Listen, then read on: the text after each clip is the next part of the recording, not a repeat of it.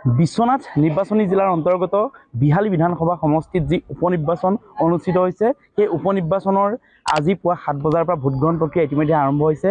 এই মুহূৰ্তত মই উপস্থিত আছোঁ বিহালী বিধানসভা সমষ্টিৰ অন্তৰ্গত নকুনীয়া প্ৰাথমিক বিদ্যালয়ৰ ভোটগ্ৰহণ কেন্দ্ৰত আৰু এই কেন্দ্ৰটো পুৱাৰে পৰা যথেষ্ট সংখ্যক লোকৰ ভিৰ পৰিলক্ষিত হৈছিল। মোৰ পিছফালে কেমেৰা সহযোগীক এটা দৃশ্য দেখুৱাবলৈ কৈছোঁ, এটা অত্যন্ত ভাল লগা দৃশ্য যে গণতন্ত্ৰ সবল কৰাৰ স্বাৰ্থত আচলতে মহিলা ভোটাৰসকল এইদৰে এতিয়া আহি শাৰী পাতিছে ভোট প্ৰদান কৰিবলৈ।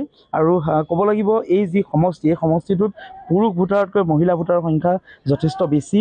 আৰু এনেধৰণে আচলতে এই ভোট কেন্দ্ৰটোত এইটো এটা ভাল লগা দৃশ্য যে সকলো মহিলা ওলাই আহিছে পুৱা 7 বজাৰ পৰা এনেধৰণে শাৰী শাৰীকৈ আচলতে ভোট প্ৰদান কৰিবলৈ থিয় হৈছে। মই এগৰাকী বাইদেউ আছে, মই আপোনাৰ ওচৰলৈ আহিছোঁ। বাইদেউ ভোট দিবলৈ আহিছে? হয়। কেনেকুৱা লাগিছে ভোট দি? ভাল লাগিছে, খুব ভাল লাগিছে। কিমান মানুহ আছে আপোনাৰ ঘৰত? আমাৰ 7জন আছে, 7জনে ওলাই আহিছোঁ ভোট দিবলৈ আজি।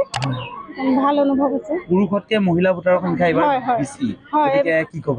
হয়, এইবাৰ নহয়, আমাৰ প্ৰত্যেকবাৰে আমাৰ বিহালী নকনীয়া আমাৰ যিখন LP স্কুলত আমাৰ ভোট গ্ৰহণ কেন্দ্ৰ হয়, ইয়াতে আমাৰ মহিলাৰ সংখ্যাটো অলপ বেছিয়ে হয় পুৰুষতকৈ। সকলো ওলাই আহিছে এতিয়া? সকলো ওলাই আহিছে। হয়, নিশ্চয়কৈ মই দেখুৱাইছোঁ কেমেৰা সহযোগী এনেধৰণে আচলতে সকলো মহিলা এতিয়া ওলাই আহিছে। এই যি নকুনীয়া নিম্ন প্ৰাথমিক বিদ্যালয়, এই নকুনীয়া নিম্ন প্ৰাথমিক বিদ্যালয়ত ভোট প্ৰদান কৰিবলৈ আচলতে মহিলাসকল ওলাই আহিছে।